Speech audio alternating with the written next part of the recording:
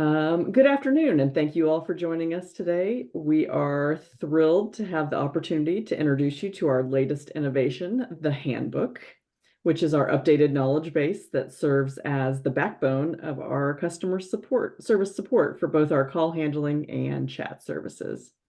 For those of you who are not aware, Unix provides customer support in the form of call handling and chat services, and we have done so since 2010. We saw this as a logical extension of our emphasis on excellence in customer service, and the services are currently used by a number of systems throughout the US and Canada. We've previously conducted webinars regarding our quality assurance tools for this service and regarding the call handling and chat services themselves, but today's webinar will help you understand how we're providing this service. Consider it a proverbial peek behind the curtain, if you will. But before we dive into the details, allow me to introduce myself and my esteemed colleagues. I'm Melissa Fenton, Director of Library Communications here at Unique, and joining me today are Sam Crabtree and James Walters, and they are the brilliant minds behind the handbook. What makes Sam and James particularly special is their journey with Unique, as they both began as library communication agents, handling calls and chats firsthand. So drawing on that experience from their frontline experience, they envisioned a better way to streamline our knowledge base, and thus the handbook was born. Today, Sam and James will walk you through this powerful tool and shed light on how Unique agents leverage the handbook to provide the outstanding service to customers who are reaching out to the library. So without further ado, let's delve into the world of the handbook and discover how it's enhancing our customer service approach. Sam, I'll pass it over to you. Thanks, Melissa. Hello, everyone. I'm Sam Crabtree, and I'm the Client Service and Delivery Manager here at Unique. And as Melissa mentioned, James and myself will be demonstrating how our agents use Handbook during everyday interaction. So the Handbook is a one-of-a-kind tool designed completely around library patron interactions, and it's the result of over 15 years of collective phone and chat experience, and primarily serves as the premier source of policy and information for our agents here at Unique. So here's how it works. When a client onboards with Unique, they will receive their own personalized handbook for their organization. And this process begins during our implementation process when we provide our client with a series of questions specifically tailored to ensure that we understand the full scope of service desired by the library, along with any additional necessary information needed to provide that desired scope of service. So in addition to policy and location details, we will also work with the library to gain access to the ILS and any other systems needed to provide that service.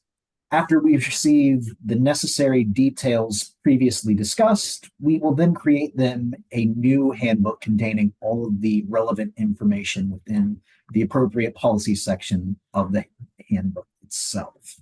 And once we complete the handbook, the client will then have full access to it via our secure client portal, where they can also go through and review all of the chats as well as phone calls that an agent may have taken, and they can review the information that they were looking at on that interaction as well.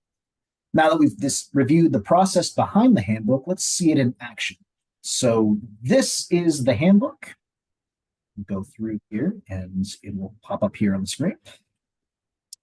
And the overall look and feel will be identical for all clients, but you'll notice that there are a number of stationary items here in our user interface.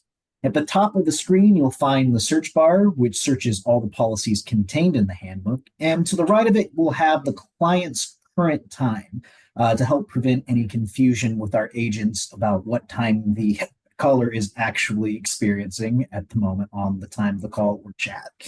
So next, we have a menu with client-specific quick links as well as the ILS links here. Let's go through here and see. And also access to client-specific links such as the website, the OPAC calendar, location maps, etc. So we also will have a logins option, which will provide all of the credentials required for the clients, such as ILS logins, test cards, as well as any other services that they may use, such as scheduling softwares and other programs like that. In addition to this, Handbook contains access to all the required data and systems needed to answer and resolve the most common call and chat interactions in a uniform search layout. When a user opens the appropriate handbook, they will be greeted with the location page as seen here. And as you can see, for each branch of the organization, there will be a locations information card that shows its address, hours, and any appropriate location details, such as book drops, parking, and basic easy to relay directions. If someone requires more in-depth directions, you can also click the direction hyperlink at the bottom of the card and you will be immediately taken to Google Maps, allowing for more personalized directions to be given. And in the event a location-specific question can't be answered by an agent by this information, there will also be a link to the location page where applicable on the library websites. One of the most frequently used features of the handbook, however, is the ability to quickly add location alerts and closures, which will populate directly on a location card itself. As you can see in this example, this location was closed for a week from Monday until Friday, and you will see that its normal hours underneath the card were automatically modified in real time and filled with a reminder to look at the closure announcement above.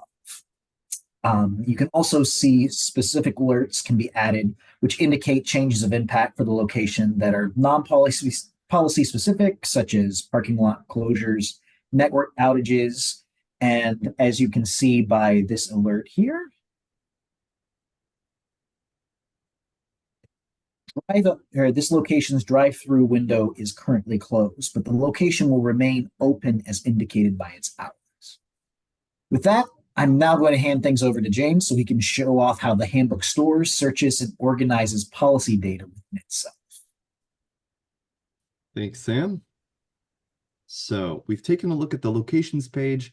Let's get into the policy information and see how that's laid out in Handbook.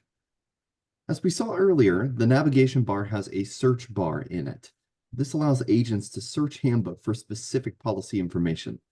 If they can't find what they're looking for within the handbook, you'll notice that the last search result will search the library website, so we can augment our knowledge base with yours. Anything that you put online on your website automatically gets grafted in, as it were, into our own knowledge base. Once you select a search result, it will take you directly to that policy, wrapped in a yellow highlight to point it out on the page. Searching isn't the only way to find information, though. Over on the left side of the screen is a list of policy categories. This list reflects the categories that we've found most helpful for organizing library policy information over our experience handling calls for libraries. If you click on one of these, it will take you to that categories page with all of its policies. Looking at this example, we have a rooms and facilities page with information about meeting rooms, the building's food and drink policy, etc. We use color-coded boxes to indicate different types of information. Blue boxes are used for library policy information. That's standard protocols and procedures that we've received directly from the library about an assortment of topics. In addition to that, however, we also have the yellow boxes called notices. We use these to indicate something different that's specific to your library that our agents need to keep in mind while providing service. In the example on the slide, we have information about a regional consortium that this library is a part of, which would obviously affect how we place holds or look up available materials for patrons. Next, we have policy alerts, which are in red. These indicate interruptions or modifications to elements of library service. We can place an expiration date on these, as well as any other piece of information in Handbook, so that these are automatically cleaned up after when they're no longer relevant.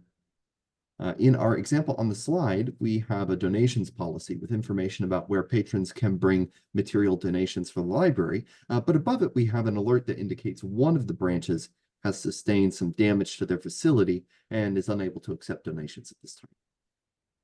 And finally, we have the white info boxes.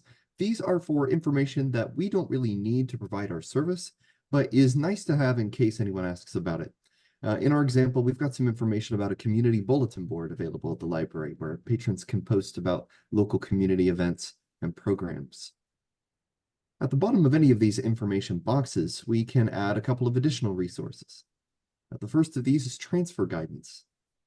When an agent has a policy pulled up and the needs of the call go beyond the information provided in that policy, we will need to transfer that caller over to library staff. In those cases, they can refer to the transfer guidance to see when and to whom to transfer. So in this example, we send questions about student cards to the community engagement department, but all other additional assistance needs can be referred to the appropriate library branch, which can be accessed by clicking that blue button. We can also directly attach files with additional information that goes beyond what is written in the handbook policy. Most of these are PDFs that will open in a new browser tab, and in this case, there's a guide with step-by-step instructions for handling a PIN reset procedure that an agent can follow along with on a call. And the last thing about the handbook user interface for us to cover is the contact list. Over on the right side of the page, no matter where you're at, there's a gray tab that, when clicked, will pull open the contact list from the side. This list is fully searchable, and it allows phone agents to look up contacts for transferring the call if they need to transfer somewhere other than a policy's transfer guidance would send them. And for chat agents, they can look up contacts with email addresses to refer chatters directly to staff for additional assistance. And that concludes our tour through Handbook. Melissa, I'll hand it back over to you. Thanks so much, James, and thanks to both James and Sam for that great overview. One thing you may all be wondering is how we maintain the handbook following that initial implementation and creation. And that's a fantastic question. Handbook maintenance is indeed a bit of a team approach.